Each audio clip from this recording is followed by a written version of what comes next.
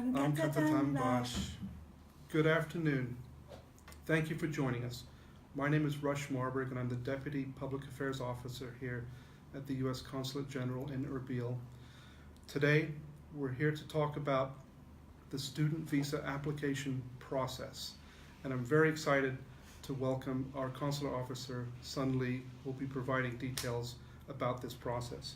Before we get started, I want to remind everyone that we have 3 videos posted on our Facebook page. This is the 4th in the series. These videos address different topics, including researching how to study in the United States, the application process, and most recently, the financial aid process. All of these are accessible on our Facebook page, and we welcome you to review them. In addition, following our presentation today, we will be providing a link for this video for your future reference. We will be taking some questions. For all of the questions that we get, we'll also try and provide answers to those questions we're not able to address here on the live broadcast later on our Facebook page. So, let me welcome our presenter today, Consular Officer Sun Lee. Thank you, Rush. Hello, viewers. My name is Sun. I'm a consular officer here. I know many of you are interested in studying in the United States, so I prepared a brief presentation, and then I am just going to open it up for questions, okay? So the basics of student visas. Many of you know that we have 3 different types. We have the F, the J, and the M. So I'll go into kind of a general overview of the 3.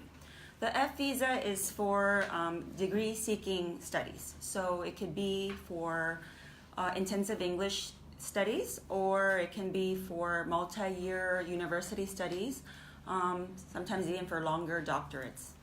The J is the exchange visitor student visa, and this can be for short trainings, such as something that lasts just a few weeks, a few days, longer programs such as Fulbrights. You guys have heard of the ILET program and the IVLP program probably. These are U.S. government funded training or study programs that you can go on. And then lastly, we have the M, and that is the vocational training program. So those who want to, for example, go for flight school or go to beauty school or something like that, then you would apply for the M. Okay, so let's see. What do we look at when you come for the interview? First, you have to be accepted to the program of your choice. And then your school will give you a document. So for the F visa, you'll have the I-20 form ready. And then for the J, you'll have the DS 2019 form. You bring that to the interview. You also, at the interview, you have to show that you have a residence in the country where you live, and that you intend to return to that residence in the country of origin after you complete your studies. You also have to show that you are able to complete the program that you chose, and that you have sufficient funds to do so. But you have to show that you have sufficient funds for just the first year. Okay, now, how should you prepare for the visa interview? So first of all, you have to bring all the documents that you need. I'll go over them really briefly because we have them all on our website as well. So first, as I mentioned, you need to bring the DS 2019 or I-20 form. And then you also have to apply online. You pay $160, and then you fill out an application form. It's called DS 160. It's the online application form, otherwise known as the SEAC. And then you pay a SEVIS fee. So this fee is separate from the 160, and it ranges from $100 to $200. And you need to pay this fee before you come in for the interview. We will ask you for a receipt, and if you don't have it, we cannot interview you, unfortunately. And then you have to show a fee receipt for the 160 you paid. This is the same for all visa applications.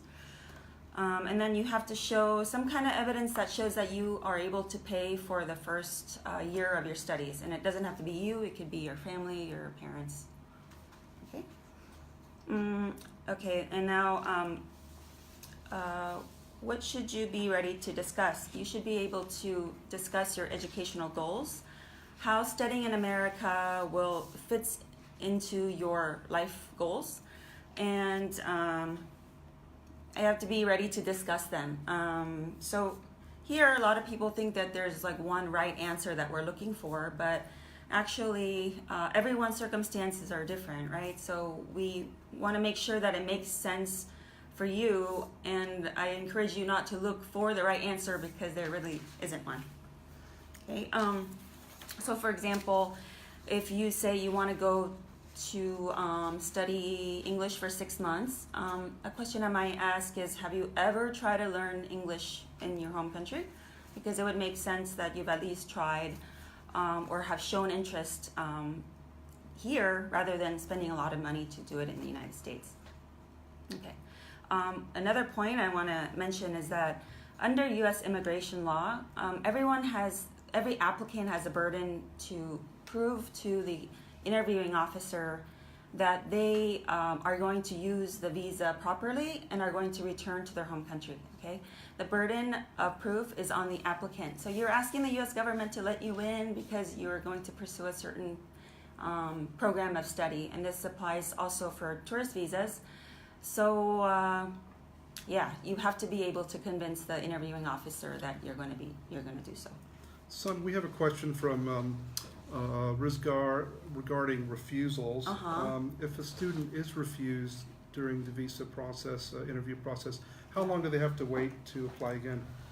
So there's no set amount of time that they have to wait, but we have 2 interviewing officers here, so we want to make sure that they get a fair chance by interviewing with a different officer.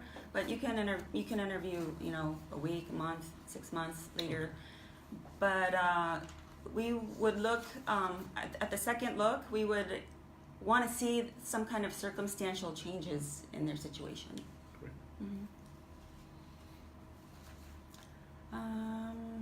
Okay.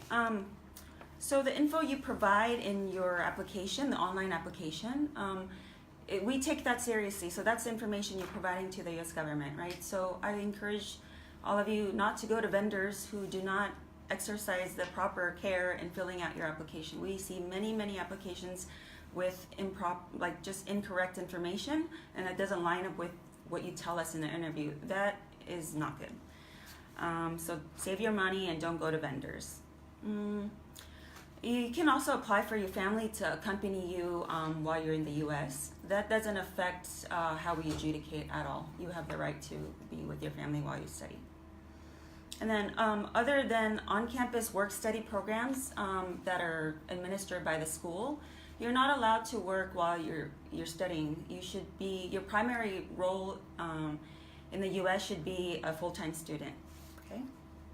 And lastly, I just want to emphasize that visas can be issued up to 120 days before your program starts. So we encourage you to apply early because sometimes it takes a long time for it to process. Okay, it can take sometimes weeks or months. But we give priority to people who are studying in the States because you don't want you to miss your class start date. Okay.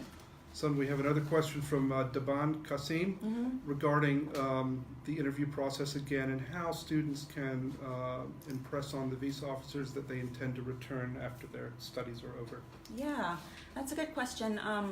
We look at the applicants' ties to the home country. So if you're leaving behind, for example, property, or you can demonstrate that you have career plans in Kurdistan after your studies, that would indicate to me that you have long-term plans to come back here and work here.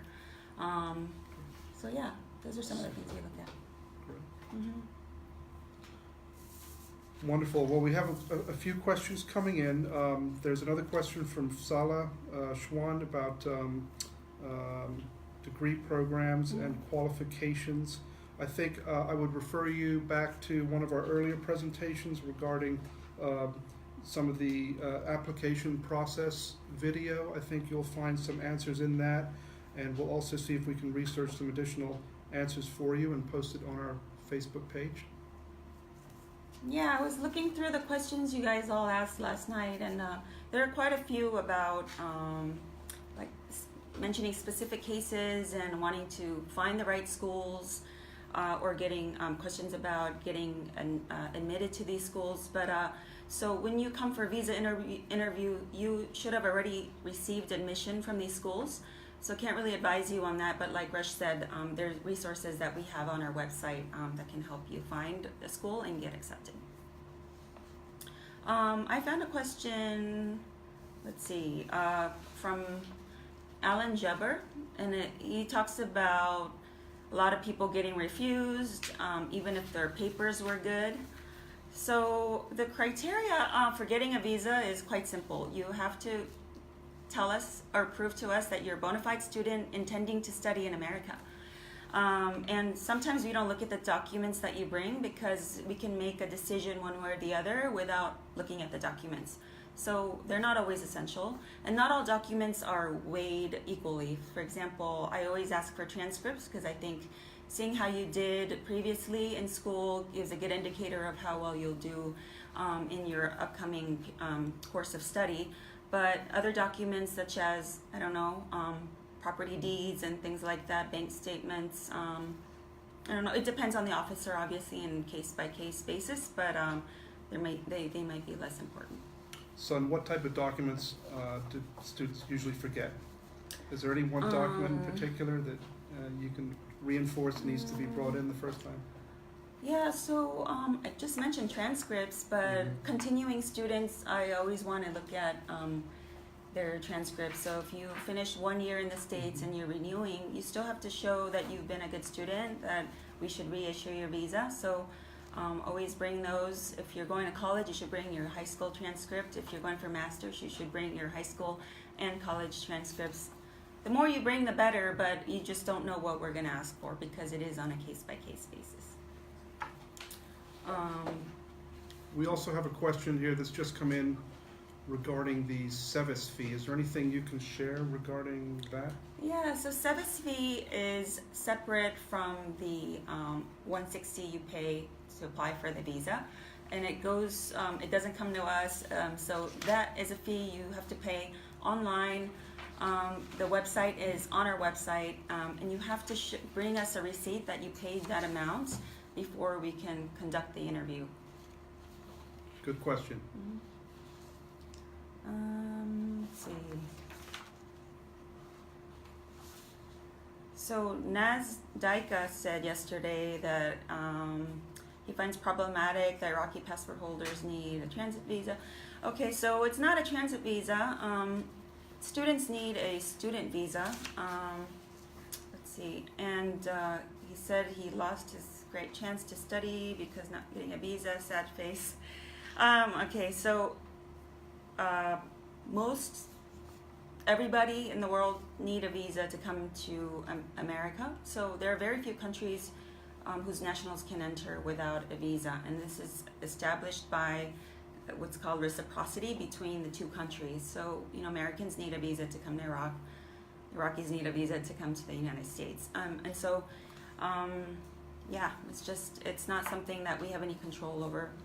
It's part of the process. And is there a couple websites you can send students to that may have broader questions like that about travel in particular, entrance information, and any other general information for students? Yeah, for travel-related specifics and visa requirements, you can go to our website. It's travel.state.gov, www before that. As for admissions, if you have guidance counselors at your high school, they should be able to help you find the school. As Rush mentioned, we have some resources on our website, and we'll provide the links. Getting accepted to schools, there's just so many schools in America, and all their admission requirements are very, very different. So I encourage you to first do a web search and find the school that offers your degree program. You might want to consider cost and location, and then go from there. Good advice. Maybe we'll do, like, Soren Omer asked last night, let's see. He's seeing a lot of rejections. How can we solve this problem? So the issue is that we see a lot of visa fraud here, who state one travel purpose or plan, and then they go to the States and then they change their mind and change their plans. And there are legitimate ways to change your status once you get there. Say you get there, you're traveling, and then something else comes up. You can go to the U.S. government to change your status. But if you're just, say you want to study and then you do something else, we get notified of those things. So I think all of those things affects the way we adjudicate our visas, because then we learn that, we shouldn't maybe have issued that person. And so all of the travel patterns from the cases that we've issued or denied here affects the way we adjudicate here. We also saw several questions on tourist visas, immigrant visas, also diversity visas. Those will be covered. Well, we covered visas in general in March, and we'll put a link to the video we made then. So you can refer to that. If you have additional questions, you can always post them on Facebook. And just to add to that, Sun, there's a lot of information, a lot of things to consider in these 4 presentations. So please do reference them. If after you've taken a look at the topics of interest to you, you still have questions, we're here and available to address them. Please send them in, and we'll provide as much information as we can.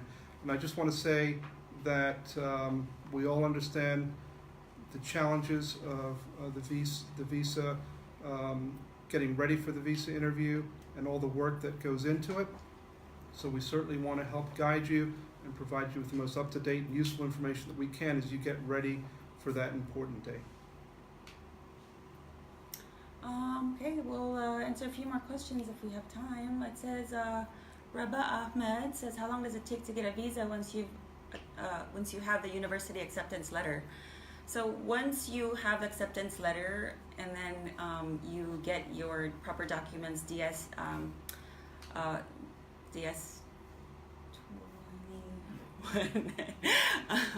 I-20 or the DS 2190, then you have to schedule your appointment, and that takes time. So we have DS 2019. Right now we don't have much of a wait time, but sometimes during the summer months when a lot of students are going to start their fall semester in America, we can have quite a months of wait time. So do your best to schedule as early as possible and come in for an interview. Also, many times your case may have to go through what's called administrative processing, and that is something that happens at a different office, and that can take weeks and months sometimes, and we just don't know whether your case will be subject to it. So we encourage you to apply as soon as possible. Okay, I covered this question before, but Mohammed Musin asks if we can work during your education. So you can only work in work-study positions that's organized by your school. You cannot work at your uncle's gas station or convenience store. Under student visa, you're supposed to study full-time. Yes, Albert Camo asks if we can take our family if we want to study for a master's. You can take your family if you're studying English or studying for a bachelor's degree. That doesn't have an effect on the way we adjudicate our visas.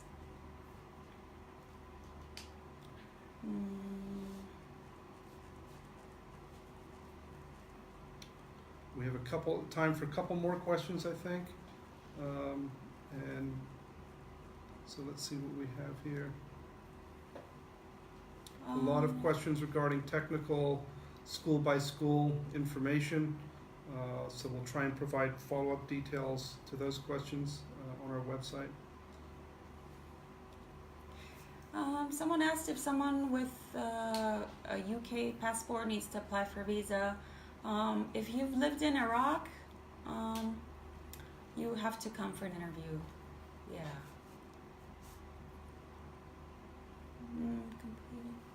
Completed. Yeah, we have many questions on applying again after a refusal. You can apply again, but after a few refusals, I always tell them, I just don't want you to waste your money. So unless you have certain changes that happen in your life and your circumstances, we don't recommend you continue applying.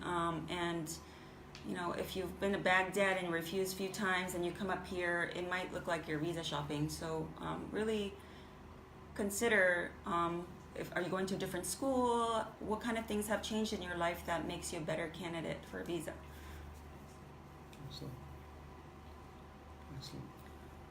We have several questions about going to the States to take exams, TOEFL, GREs, and things like that. So you can go to the States for prep courses or to take these tests. If you're going to take a test, that's not a student visa. You just go on a tourist visa. If you're going to go tour a school, that's also a tourist visa. And I'd just like to add here, well, obviously we have a lot of programs that we administer here at the consulate, and we are getting some questions from folks that are watching today about the right to apply for a visa following one of those programs. I think if you have questions about that, you know, we can get the answers for you, but certainly some programs have restrictions, but others do not. Yeah. I mean, if you traveled once before on, say, a JA program, you've been to the U.S. once and then came back, so it does reflect favorably on your application. And I see a question from Brados Taji. Can we study in Alaska? Why not? Okay, Mohammed asks, what are the most common mistakes students make? I covered that in the presentation, but that is to, you know, hear someone else's interview story and try to replicate it. What we look for is whether your travel plans and your study goals make sense in the context of your life and your circumstances. So not everyone's story will be the same, but a lot of times we hear someone come in and it sounds very rehearsed because they've, you know, practiced their interview according to someone else's story who's received a visa. I really recommend against it because, you know, we interview so many people every day, and we've gotten quite good at, you know, kind of the cage stories, and we want to hear your story about how it makes sense for you, because if it makes sense, then it'll be an issuance. And we have a question, Son, about rejections. When the student comes in, I think you addressed this already. I think you already addressed this question. If a student comes in for a second interview, they usually get another consular officer? Yeah. Okay. But we only have 2 here, so if you come in for the first time, it'll be the first officer that interviewed you.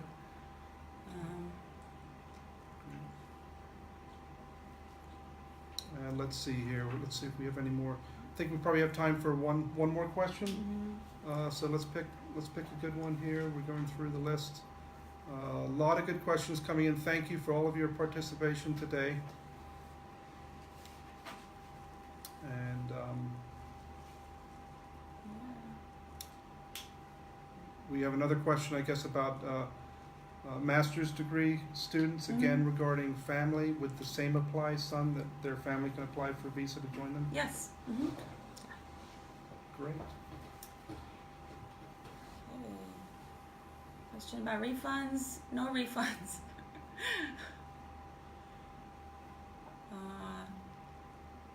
Traveling in a group, or if you're ever approached by someone who says they'll facilitate you getting a visa or they'll organize a trip for you, don't waste your money with them. There are a lot of people kind of alleging that they're able to get you a visa, but that's all not true. Great. Well, Son, do you have any parting words of advice for our listeners and viewers today before we... The main message I want to get across is that if you're a bona fide student and you're able to show that you can succeed in your program that you chose, and that you have the financial means to support yourself the first year, then you can get a visa. Great. Well, again, thank you for joining us. We hope this session has been informative and beneficial, and we look forward to talking with you again soon. Okay. Bye-bye. Bye.